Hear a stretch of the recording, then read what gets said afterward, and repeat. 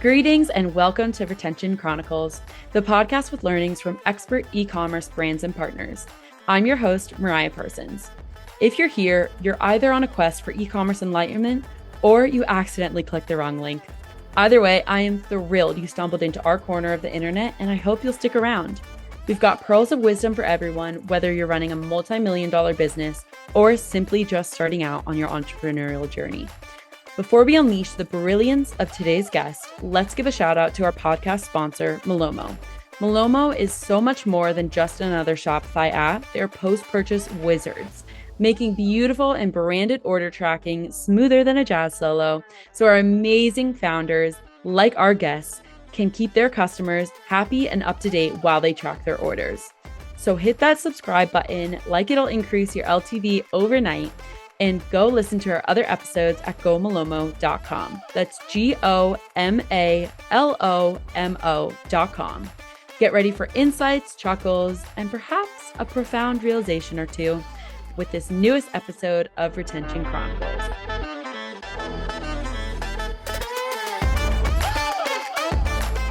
Hello, everyone, and welcome back to Retention Chronicles.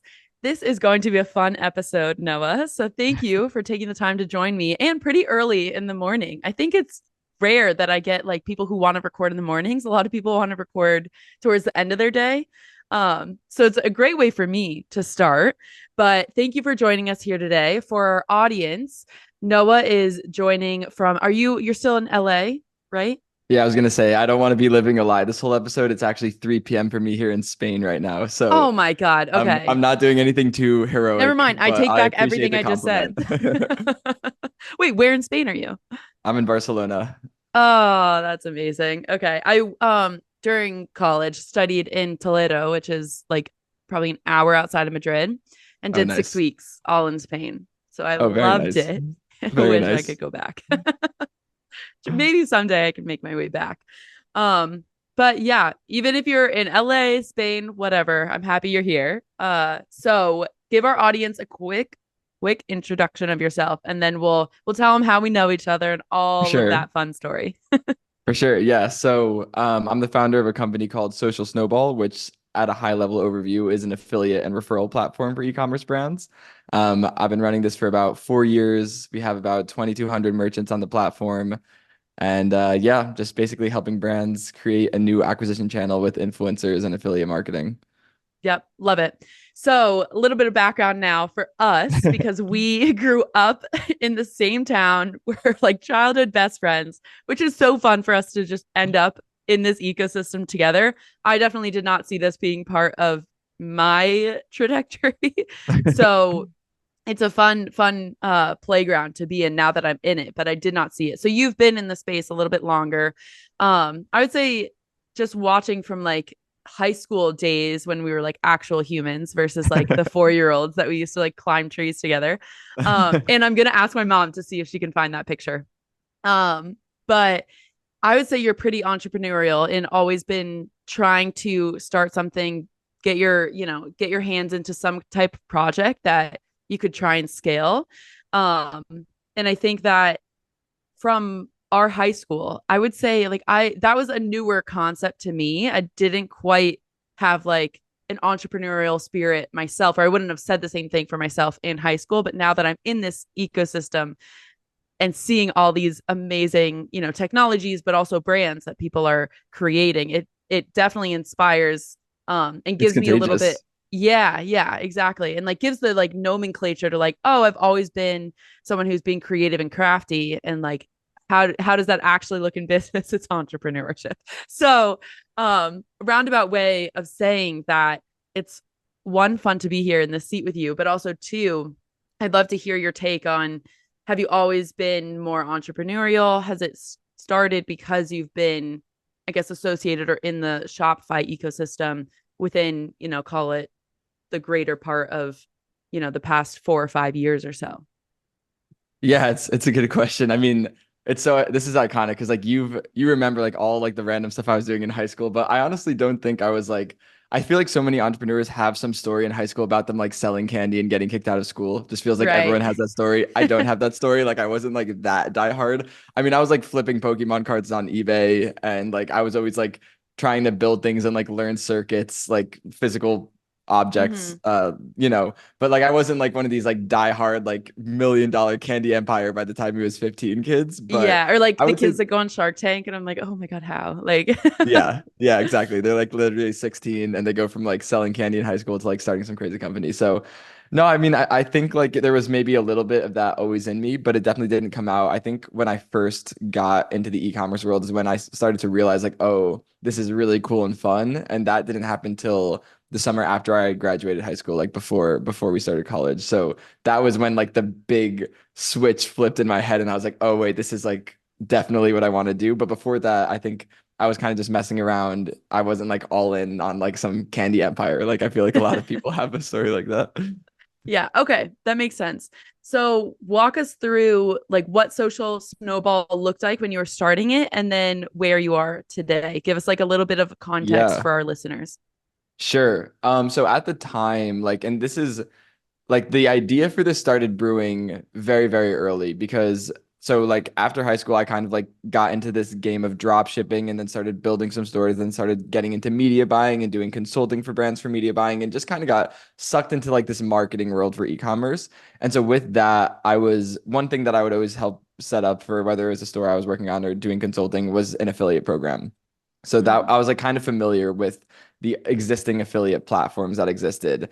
And when I was building these affiliate programs, I was really just looking at like micro influencers on Instagram, people that like maybe were already buying from the brand that wanted to be affiliates. I wasn't looking for like publishers or PR like news outlet affiliates. Like that was just like a foreign world to me. I was just looking for yeah. like creators and micro influencers and just people who wanted to like do any post for us. Like that's really what I cared about. And so at the time, I was using these other affiliate platforms, and I realized that a lot of the things that I wanted to accomplish were just very clunky and difficult to accomplish. Simple things like onboarding affiliates, sending payouts, just very, very basic functions of these programs were just incredibly difficult. And it seemed like they could be solved really simply with the right app. It's like, I mean, I'm not technical myself, but it just seemed like very simple features to accomplish like what was Like missing from table these stakes. platforms. Yeah, Yeah, it's like like just yeah, you simple want to be, stuff. you have to be able to do those things to have an Exactly. like effective marketing strategy there. Yeah, and it was like these things were so basic and were causing so much headache that like affiliates would just like not really participate in these programs that much because it was just so much work to get them onboarded, get their links or code generated, send them a payout, like send them a free gift if we were like gonna see them a product. Everything was just so difficult. So at the time, I kind of just ruled it in my head that like, oh, all of these affiliate platforms suck. And like that's kind of how the idea for Social Snowball started.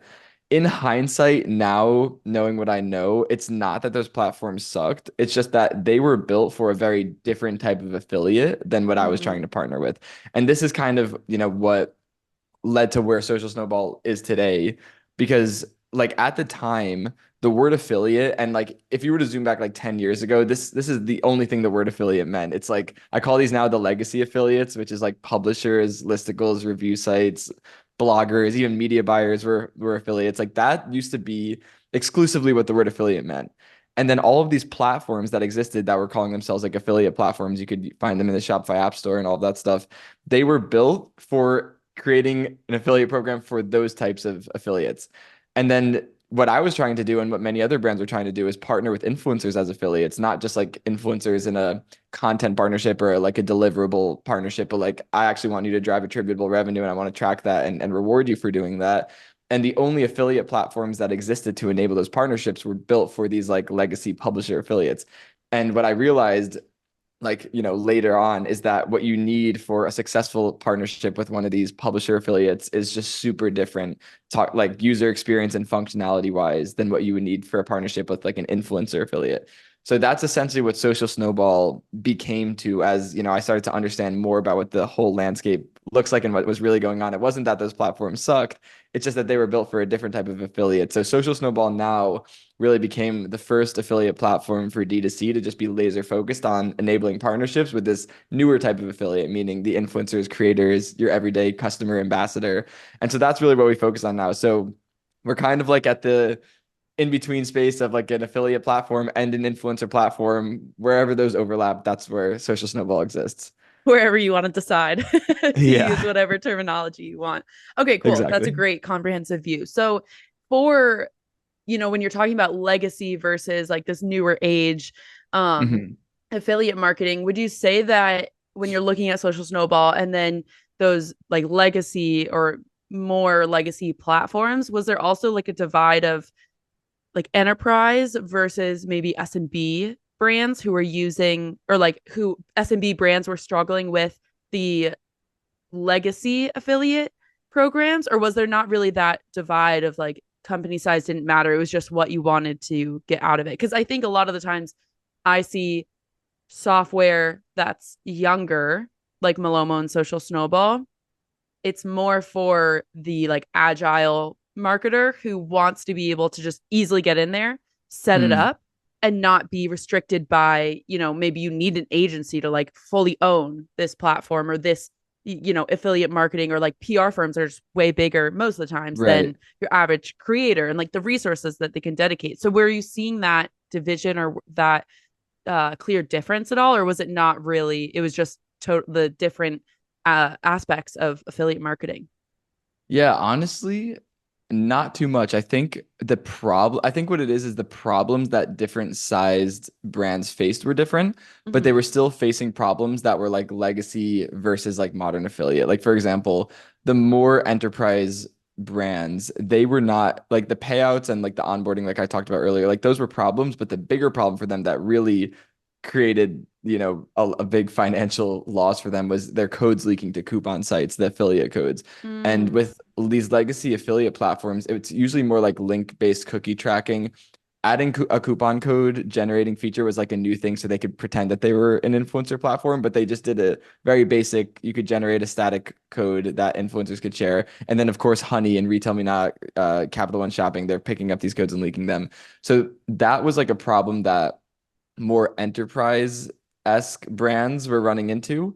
And the legacy affiliate platforms didn't have solutions for it because they barely even had coupon codes as a feature. Like that was like already like a stretch for them to add something like that because like a review site or publisher doesn't really need a coupon code. Mm. So I would say like they both were running into the same kind of like legacy versus modern affiliate problems, but the problems specifically were different.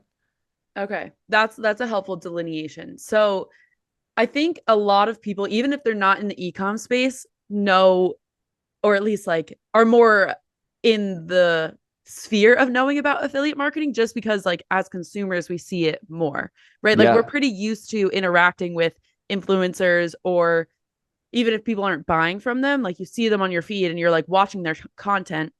And so I think it would be a fun exercise to walk through, say a brand comes to you, like what is enabling their influencers look like? Like, are you coming to them with a list of, okay, this is your industry, like these are influencers that we work with, right? And then you have that relationship with influencers who are on your platform already, and perform well, they're trustworthy, all that stuff.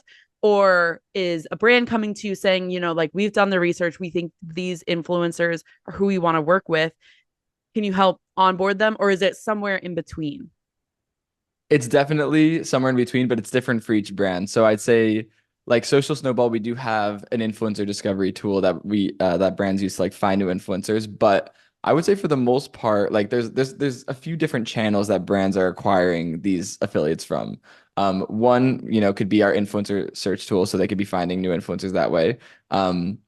Two could be inbound. So like a lot of brands just by existing have a ton of influencers reaching out, and obviously Social Snowball like creates forums so you could capture the influencers that are reaching out and then approve the ones you want, gift the ones that you want to send products to, enroll them in your programs. So that would be another way. Three would be customers. This has been a big one too, is turning customers into affiliates post-purchase and basically enabling customers with an affiliate link so that they could share immediately after making a purchase, create content with the product that they've already ordered so there's no additional cost for the brand, and just creating an incentive structure that actually motivates them to really share, not just like a give five, get five. They like Mm-hmm. see the widget once and forget about it. Something a little bit more incentivizing than that. But yeah, I'd say it's really like inbound influencers are always coming to you. Outbound, like you're either using, one of our search tools or you're just searching on Instagram natively and TikTok natively and then doing outreach, or customers. Like, and a lot of brands are doing all three, honestly. Mm-hmm. Yeah, it's smart to tap into multiple lanes because also they provide different things, right? If someone's inbounding to you, then it does take like the need of resources a little bit off of your plate, For right? So sure. for you to have to go and dedicate time to find someone, but then outbound, you can get pretty targeted, um, and see what kind of content they're already producing. And then customers, they're serving your customer market well because they are lumped into that same, bucket. So you mentioned that you have the incentive structure for customers specifically built out so that Yeah. it's motivating for someone to share that link and then also get other people to purchase. Can we dive into that a little bit? Because I think Yeah. that is something that might be a differentiator, and like for something that our audience would want to understand of, like, because post purchase we see a lot, right? Like even just having something that is right in front of the customer and just visible already does so Hmm. much. But then having like an extra layer on top of that of being a like smart cross seller upsell, then you can see, okay, if they bought this, directly Hmm. next to it is like the product that they would probably buy, or they even have Yeah. like the data internally to know consumer buying habits. Usually if someone buys this, then they're going to come back later to buy this, or they're going to add Hmm. it right from their post purchase page. So I think it would be interesting to hear like how you're thinking about the incentive structure for customers Yeah. to not just have it be like a quote unquote basic, Yeah. referral program. 100%. That's a really good question. I think this is like, I think there in general is just like a huge fundamental flaw with these very like basic, and I'll get into what I mean by basic, but like refer a friend programs. And like we've seen these everywhere. Everyone's seen these. Every consumer has seen a give five, get five, or a give 10, get 10 program where you give, your friend a coupon off their order and then you get a coupon off your next order. And like the fundamental flaw with these is that all of the incentives that you're giving your customers to refer a friend are loyalty based, meaning like if I'm giving you a coupon, then I'm getting a coupon off my next order, meaning that that coupon I'm getting off my next order, it really only holds value to me if I'm planning my next purchase. And I think the reason that these loyalty incentives are so common in referral programs is referral programs historically have often been baked into a greater loyalty program. So there will be like a loyalty program vendor that a brand signs with, and then a feature in that is a referral program. They don't put a lot of thought into it. They just like turn it on, set a coupon structure, and then just let it run. And it generates like 0.3% of their GMV. And they just like be like, okay, well, whatever. And they're Like like, okay, check it that. off the list, we're good. Exactly. We have it, Exactly. so it's fine. Exactly. Yeah. They're like, yeah, we do that. But the thing Mm-hmm. is, with these loyalty incentives, like I said, they only hold value if the customer is planning their next purchase, right? A coupon to anyone, to any consumer, is only valuable if you are planning your next purchase. So let's say you have a lower LTV brand, and not even for a bad reason, like if you sell furniture or something, you buy a couch and you love the couch, but your only incentive to refer a friend is a discount off your next couch purchase from this couch seller. You really have no incentive to refer a friend because you're probably not buying another couch for the next 5 years because you just bought a Mm-hmm. couch. And so there's really like the loyalty incentive for a low LTV brand is basically completely valueless. But even in the scenario of a higher repeat purchase rate brand, like a CPG brand, for example, that let's say has a 60% repeat purchase rate, now the coupon incentive is valuable maybe for those 60%, but what about the other 40%? If the goal of the referral program is to maximize customer acquisition, which, should be the goal of it, you want your incentive structure to be aligned with that goal. And if your incentive structure is eliminating 40% of your customer base from having any incentive to make a referral, even if they love your brand, they might just not be planning a purchase for any other reason. You want to be capturing them in that referral program. And even if you do have a customer that is planning their next purchase, and let's say someone refers three friends and now they have three coupons sitting in their account, they're probably not going to be as motivated to make that fourth, fifth, 10th referral because the more coupons they collect, the less valuable the next coupon becomes. And again, if the goal of the referral program is customer acquisition, we want to be incentivizing the customers to refer as many friends as they can, and we don't want the incentive structure to lose value the more times they complete the action that we want them to be completing. So that's like in my head the complete fundamental flaw with these give five, get five, give 10, get 10 referral programs. Um, that was kind of a very long way to say No, cash is it's a much great. better Yeah, incentive. cash is better. Cash over Yeah, coupons. exactly. That's Because what the title cash, of this can be. yeah, exactly. No, Because it's cash, great. Yeah. yeah, I think it, that even as you're talking, one of the things that even as a customer, like when I'm putting myself in those shoes, coupons, you're talking about like high versus low LTV, but even coupons, usually they have like the date that you have to use it by, right? Oh, So it true. Yeah. forces someone Yep. into that like buying cadence, even if it isn't their preferred one, right? Say like Right. the couch example, obviously, I think a lot of people can understand that one, but something that's higher LTV or like say like a subscription brand, Mhm. a lot of the power of subscription brands that do it well is that you can customize your cadence because you might not use depending on the product the cadence that they've calculated should be average, Yep. right? Yep. And so like I buy shampoo bars, so I will use it way more when my hair is longer just because I need more Mhm. product, but when it's Right. shorter I don't. So like I have to be able to be flexible, and I need a subscription program that's flexible to do that. Yes. And so if I get a coupon that's like buy next month, and I'm like, I'm not going to use this full thing for the next 3 months, and I don't want to have Yeah. too much product in my in my sphere because I'm moving around a lot. I don't want to have to have like a stockpile when I'm moving houses probably every year, right? So like things like that that maybe you wouldn't think of. And then one of the other things, when you were mentioned like, okay, you have 3 coupons in your account, that also sends out a little bit of a flag of, can a customer even use 3 coupons on one purchase? Because then you're going to see like if they don't even have Right. that ability, then they're not going to be motivated to keep referring their customers. They're just going to be like, okay, then I'll just refer someone in 6 months when I need this product again, because Exactly. I can't stockpile my coupons to maybe get something for free or get something with a crazy discount if it's 10% is where I'm locked, and I can't like Right. stockpile 3 of them together.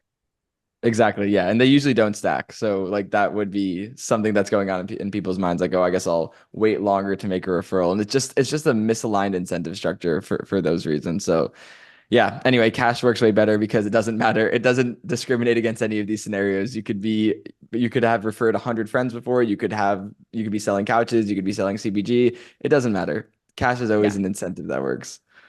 we're funny humans of that cash is cash, right? Like it's motivating even if it's a little amount, something for Exactly. free or something, getting some type of cash back.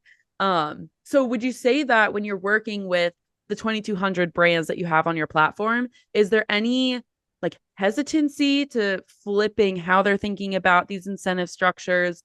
Is there anything that they're really excited about, or like when you tell them, okay, this is how we think about it on this platform, how you should set up that incentive structure? Is there any like aha moment of someone being like, oh yeah, like no shit, that makes so much sense that you would like think about that? What's kind of the reaction there? Yeah, I mean, I'd say most brands react positively and they're like, oh, yes, this does make a lot of sense, but it's also not a hard sell because most brands that we're explaining this concept to have been already using one of these more legacy referral programs, and it's generating usually less than 0.5% of their GMV. So it's really not doing anything to the business, not helping their blended CAC at all. And when we show them like, hey, you could, replace your incentive structure with this, we make the cash redemption experience for customers super seamless. And these are the results that brands have been getting after migrating off of legacy referral. It's kind of just a no-brainer. Mm-hmm. Okay, that makes sense. So let's dive into a little bit of, I guess, like best practices that you've seen people implement through the year. I don't know if we Yeah. want to break it down by, because we've been dancing around incentive structures and kind of what you all are talking about to these brands already. But when this episode will go live, it'll be late August. And Okay. as anyone in e-commerce knows, people will be gearing up for Black Friday, Cyber It's that Monday. time. They're already doing it Yep. now. Yep. We're doing it. We're doing it. We have to. But we'll find a way to make it interesting so it's not like the other, millions of episodes and content that are talking about Black Friday, Cyber Monday. At least that's the goal. So, can you walk us through like best practices? Kind of take it as you want with what you've seen from your expertise in the affiliate marketing space. Yeah, like Black Friday specifically. Yeah, yeah, I think it would be Yeah, fun. And you can like 100%. also say like this is specific to Black Friday, Cyber Monday, and call Yeah. that out so people know. Um, but I know it always piques people's interest to hear like seasonality, how it's influencing advice that you're Yeah. giving. 100%. So I think what I'm about to explain would apply to, I mean, BFCM for sure, and really any holiday sale period. Like, I think Prime week or whatever this week, like really any of Yeah. those sale periods you could apply this to. Which Um, actually, real quick, it is so interesting. I've been seeing so many brands sell during Prime Day, like way more than I saw last year, of just like yes, everyone emails with participates Prime Day now. sales, right? Yeah, It's like crazy. My whole inbox right now is like Prime Day deals, which is smart because everyone obviously I knows know. like Amazon. And I've also been seeing that Prime Day deals just like aren't really a thing this year. A lot of people are just using like a cross out discount image, Oh, and they're not actually good deals. Like they're some like people have oh, been good to putting stuff know. in their cart, and then it was like $400, before Prime Day sales, and then it went up in price. So I was like, No that's sneaky. way. Yeah, That's super sneaky. sneaky. I did not hear that. That's crazy. Mm-hmm. Well, yeah, that's wild. But yeah, But yeah, Prime Day, very timely. Holiday stuff. Yeah. yes, yes, exactly. But yeah, and I mean in general for like BFCM and any of these sale periods, a lot of brands, I think a mistake they make is neglecting their affiliates during this because what like your affiliates usually you have a two-sided incentive structure, meaning part of the program is they're sharing a discount to their audience. But during BFCM, you're probably sharing, you have site-wide discounts, maybe it auto applies, maybe it's codeless that is probably in most cases greater than what your affiliates are sharing on like a random Wednesday and during the summer. Like it's gonna be a higher discount. So there's a few things you could do to make sure that your affiliates could still be involved. One is make sure that there's no code clashing happening. So if your affiliates are sharing a discount, you want to either make sure that the discount stacks or is greater or equal to the Black Friday sale that you're running. Which could be, an advantage. Like your influencers could share a slightly better deal if you decide to do that. If not, you could just, change their links to not have any discounts associated with them, disable their codes temporarily during the sale period so that they're just sharing the same discount that everyone else is getting. And then, after the sale period is over, then you could return everything to normal. But the most important thing to do beyond just making sure that the discounts don't clash is increasing their commission value during the sale period. A Mm. lot of brands are going to reach out to every influencer, every micro influencer, affiliate, even customer ambassador. Everyone gets reached out to, and they're like, "Oh, promote our Black Friday sale, promote our Black Friday sale." And it's gonna like if an influencer is working with 10 brands, it's gonna come down to what's gonna make them the most money. And so, of course, a factor of that is what converts the best with their audience. But assuming that you're in, a contender for, you already check that box, then you want to just be giving the highest commission. So I think brands should be really competitive with commissions during the sale period, and they also need to communicate that well to their affiliates. So they should send emails in the weeks leading up to it being like, hey, during Black Friday, we're boosting your commission from 20% to 35%.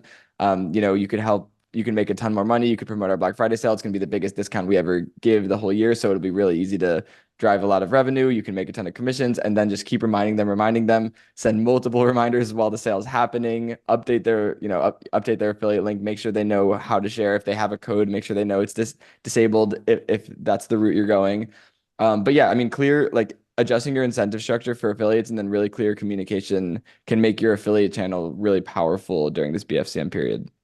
Yeah, yeah, that's really interesting to hear about all the different ways that you can kind of like customize it, and you have to be prepared for it, right? But I think a lot of the times when someone has like a brand has a technology, it's tempting to just have it be the same throughout the year. And we see this Yeah. with post purchase experiences during Black Friday of if you swap out like the imagery or the products to be very focused in like seasonality, then it also increases, those post purchase rates a little bit higher as well because you're meeting the customer in that like mindset, that buying mindset that Mm, they're already in.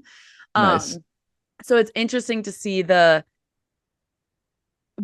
the different ways that you can do that. Like even if, a brand decides, okay, it's not financially right now, it doesn't make sense for us to do this one way. Let's call it like increasing commissions, right? But Right, right. if you are communicative and you say to your affiliates that this is going to be the best sale of the year, so Yep. communicate that, because even if they don't get commission, they're going to get they're still going to get the kickback if they're selling more, right? So Yep.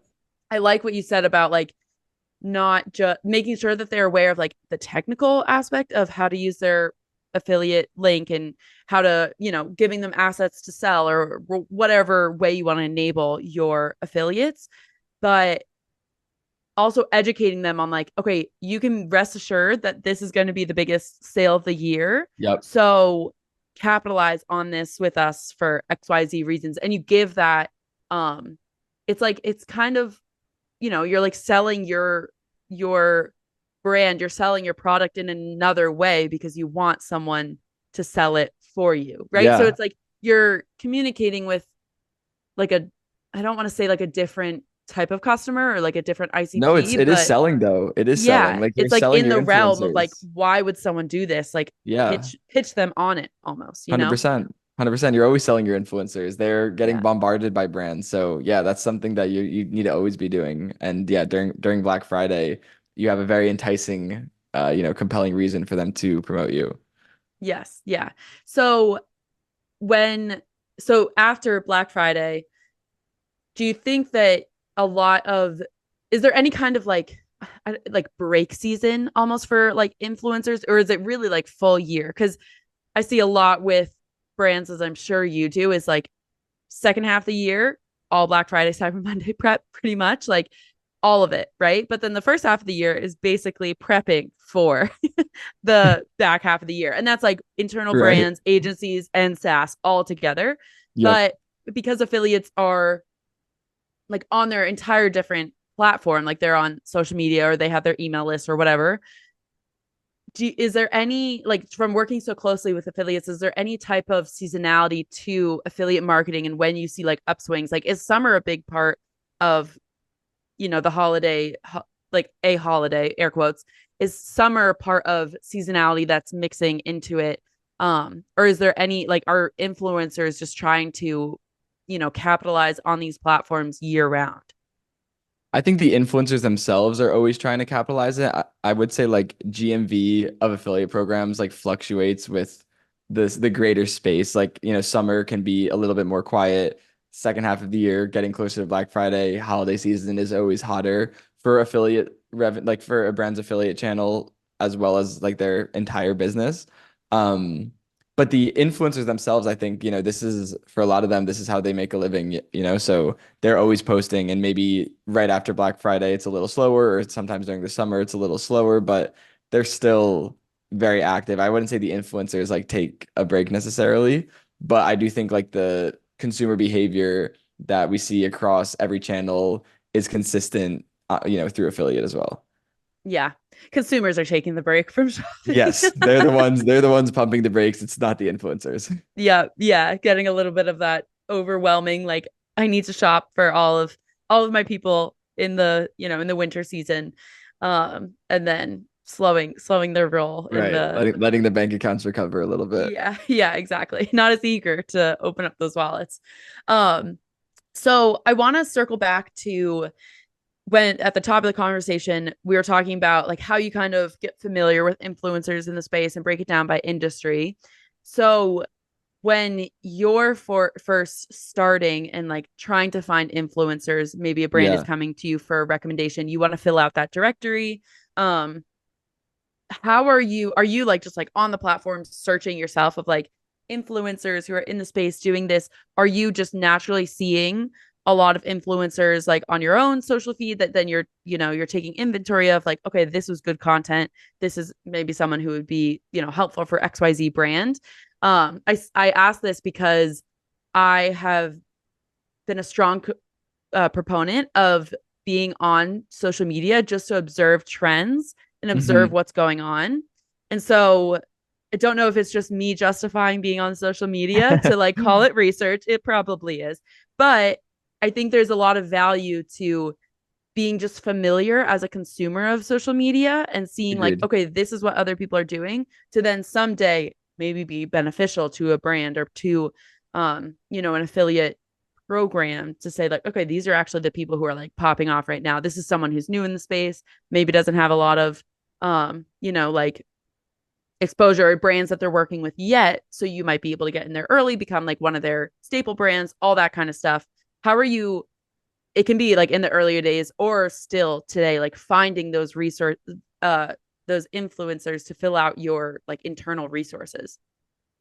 Yeah, so I mean, I definitely do stay on social media to an extent, like to keep your finger on the pulse or just as an excuse to use social media. Yeah, we all Um, do, right? so I feel you there.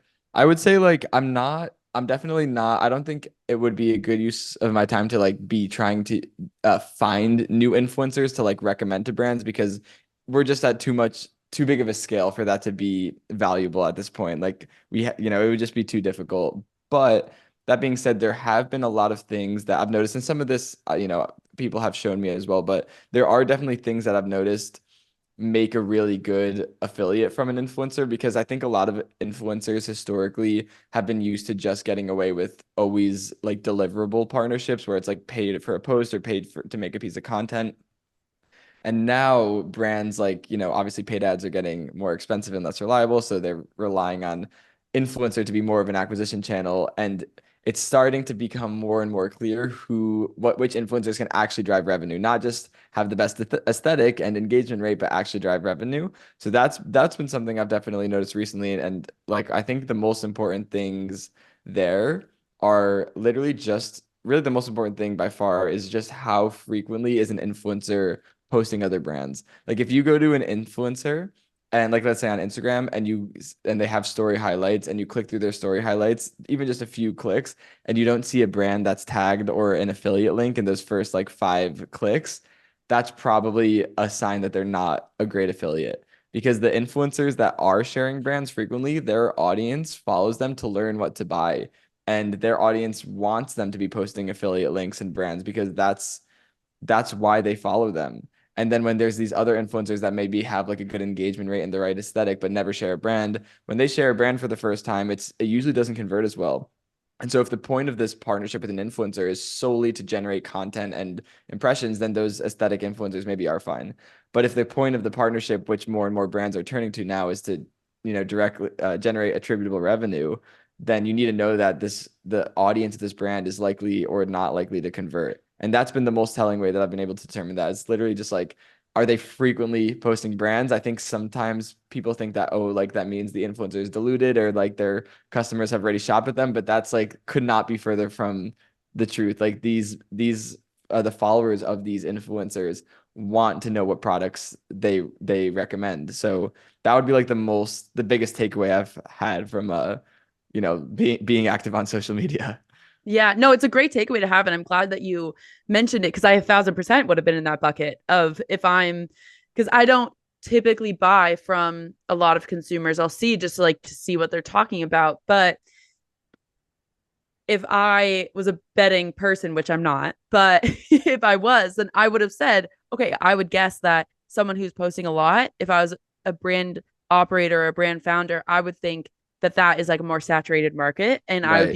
I would probably be scared to agree to work with that partner because I would think, okay, they're already selling, someone who is in XYZ market. But like you mentioned, it's also easy to flip it on its head and say, okay, that's exactly your consumer though. If as long as they don't have like a direct competitor of a partnership with a direct competitor of Correct. yours. And I'd Correct. be curious to see like if you've seen influencers who have, like competitive products that they're selling on their page. So we could put a pin in that. But I definitely would have thought just firsthand a brand maybe would be weary of signing Yep. with someone who is like, okay, I'm running like campaigns right now for all these different products because you just think like, okay, they have their customer base. Hmm. Naturally, it's going to be segmented by like, okay, group one buys this product, group two buys this product, but really it could Hmm. be group one and two are buying both products. Um, Yep. so walk me through the differences or what you've seen with can influencers work with two brands that maybe have overlapping products or direct competitors. Have you seen that at I all? I think if it's competitive, then that's probably not like you should like a brand or like an influencer should not work with two competitive products, and I don't see that happen often. If there's like minor overlap, like you could have two hair care products, but like hair care is like a big category. There's a Like lot of they stuff could that you be, can fit in there. yeah, Yeah. a lot of things you could put in your hair. Yes. So I would say that like as long as they're not like directly exact competitors, then it's probably fine. But if they are, and if you find an influencer that is, checking these boxes, meaning that they are super engaged on social and posting brands frequently, but they are working with your direct competitor, that's probably like a deal breaker, honestly. Yeah. And I think Realistically. that makes sense, right? Like then I think you would get the market split of that influencers base Right. of like one and two are going to be buying different brands. And you can probably find someone who you could capture, their whole customer base, or at least hope Hmm. that you could capture their whole customer base. So I want to pivot for this last question and focus more on e-commerce. So less on like the influencers that the brands you're working with work with, but like more of our space. Cause I think that there's a lot of, I don't know if it's specifically unique to ecom. I don't think it is, but just like the influencers in ecom who are thought leaders. And I just want to Yeah. get like your take on it because it's very interesting to sit in the marketing realm and see all these great people who are, like their whole or part of their whole like customer or not customer, their reviewer base or their viewership is like ecom operators, which is a Yeah. fun way to like flip The B2B influencing from this influencer. conversation. Yeah. Yeah. B2B influencer. So I'm so curious to hear your take, just like being in the space and, Hmm. like where different people sit and what platforms they sit on. Cause I traditionally see a lot of LinkedIn and Twitter. Yep. Twitter's more for like ecom operators, like brand operators, where LinkedIn I think is a little bit more of like B2B to each other. So I'm curious just to hear your breakdown of the space and like all the friendly faces that, go to these conferences and we're all seeing each other and we're all, talking on these podcasts and seeing, like, okay, what have you learned from your area of expertise? How does that tie into XYZ? Yeah, I mean, it's really funny because we went to high school together. It feels like the space is almost a little bit like high school. Like there's always Uh-huh. like I think it's funny. I mean, I love like everyone in the space. I have no problem with literally anybody, but it does sometimes feel like there's like drama and Yeah. it's like a little bit childish almost like on maybe more on Twitter than LinkedIn. I think Twitter is a little bit more like just crazy in that way than That LinkedIn combative. is. Yeah. For sure. Like people are always arguing over like the most random media buying, people have just different opinions on cost caps and just like completely random stuff. So I think it's funny and fun. I do think it's like a little bit silly in that sense that there's drama, but I think it's harmless for the most part.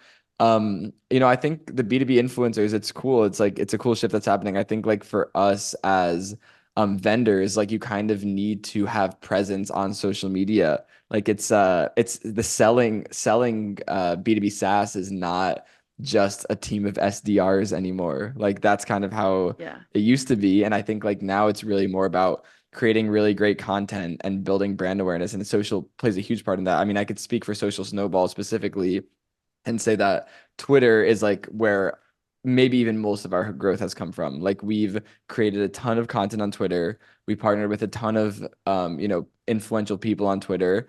And I think for us, it's been natural to do that because there's not a lot of content in general around influencer and affiliate marketing. I think this whole concept that influencers can be affiliates and influencers can be an acquisition channel is just kind of new.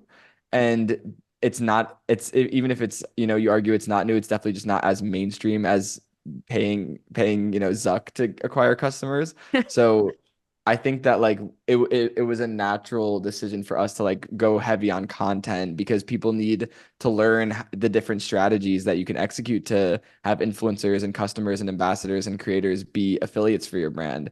And so we've leaned really heavy into social media, also just like educational content in general. We have like free video courses and playbooks, and we do like webinars to just basically teach people how you could turn influencer and affiliate into an acquisition channel.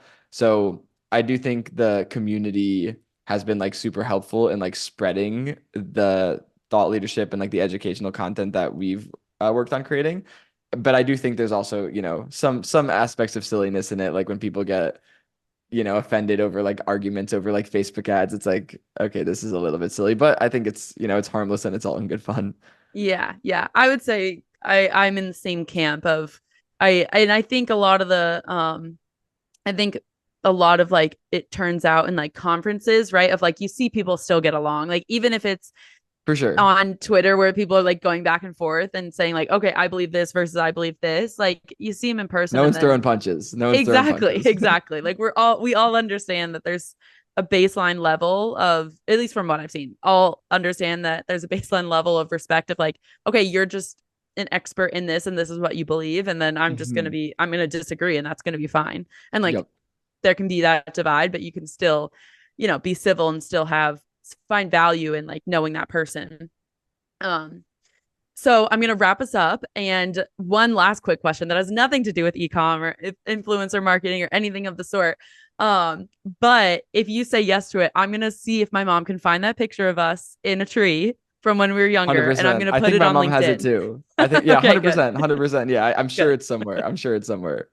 If you said no, I would have cut this part out of the podcast, but No, no, it that'd be will be on iconic. LinkedIn soon. That'd So be that's a little iconic. tidbit for our audience We'll to look get forward to. both high schools, our actual high school and ecom LinkedIn high Yes. school in Yeah. we'll make them both happy with one post. Yep. Yeah, exactly. Oh my God. Well, this has been so much fun, Noah. I'm glad I got to start my morning with you. You're finishing up your day, maybe if you're No, because I have working. to work. I have to work late because my whole team is Okay, are you EST and doing that? PST. Yeah. Yeah. I wasn't sure Yeah. if you were trying to do an async moment or not. Nah. So, okay, you're then also still continuing your day. But this has been delightful. Thank you for coming on and sharing. It's been a blast to have you. Yeah, thank you so much for having me.